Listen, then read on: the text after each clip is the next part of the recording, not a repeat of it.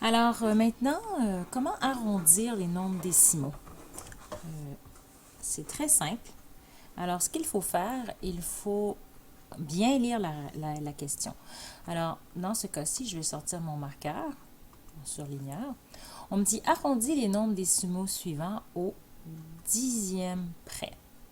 Alors, au dixième près, tu te rappelles, après la virgule, je vais juste retourner avec mon crayon, après la virgule, on a la position des dixièmes, des centièmes et des millièmes.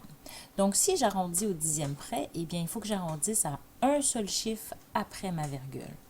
Donc, ce que je fais, je regarde le chiffre qui occupe la position des dixièmes.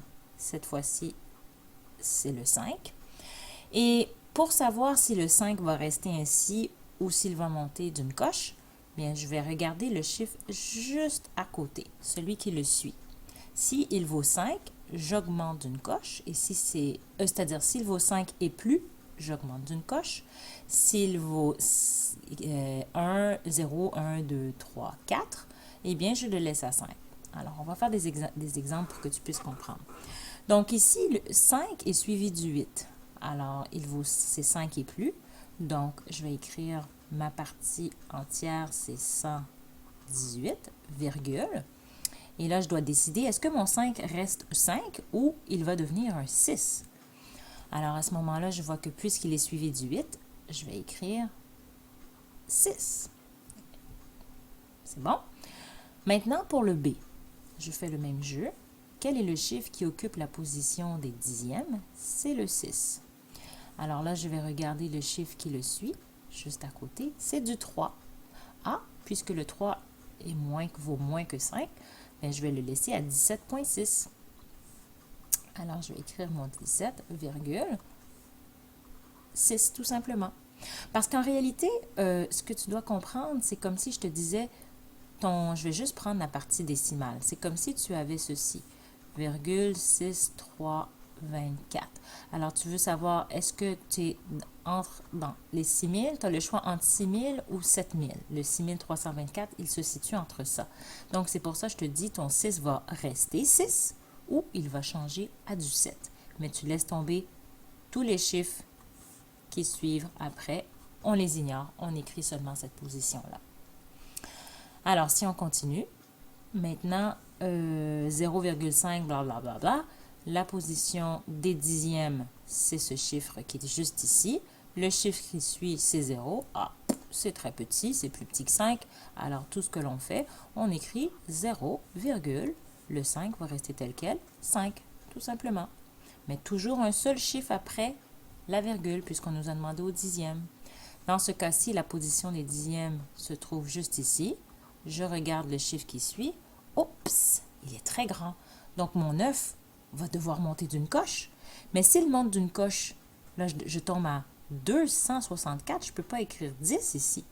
Alors, la réponse dans ce cas-ci est spéciale. Nos unités sont affectées. 264,0. Tu peux ignorer le 0 ou, c'est-à-dire ne pas le mettre ou le mettre. C'est comme tu veux pour montrer que tu es vraiment au niveau des dixièmes.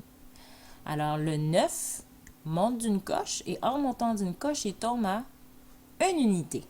Alors, mon 9 dixièmes, après 9 dixièmes, j'ai 10 dixièmes et 10 dixièmes, c'est 1 unité. Alors, c'est pour ça que je suis à 364. Alors, c'est ce qu'il faut faire. Là, je vais en faire juste quelques-uns dans les prochains exercices, mais c'est toi qui vas les terminer. Donc, cette fois-ci, le prochain numéro me dit que je dois arrondir au centième près. Alors là, ce que je vais faire, je vais souligner le chiffre qui occupe la position des centièmes. Dans ce cas-ci, c'est le deuxième chiffre après ma virgule. Je fais le même jeu. Je regarde celui qui suit. Oups, il est plus grand que 5. Donc, mon 8 va devenir un 9.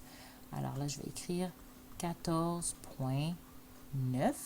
Le 8 devient donc un 9. 9. Je pourrais en faire un autre. Est-ce qu'il y en a un autre de plus? Admettons, je fais le dernier dans ce cas-ci. Position des centièmes, c'est lui. Ah, mais il n'y a rien. Il n'y a rien qui suit. Ah ben, notre travail n'est pas trop compliqué. On le laisse tout simplement comme ça. Au centième. Rien ne change. Tu transfères ta réponse ici. Ta valeur ici. Maintenant, je te laisse terminer le document.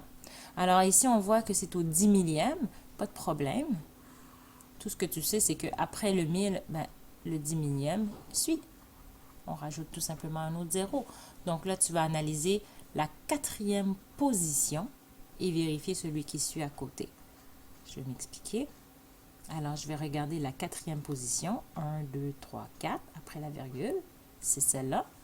Et je vérifie celui qui est à côté. Donc, c'est 5. Oups, vu que c'est 5, je vais augmenter d'une coche. Donc, 0,584.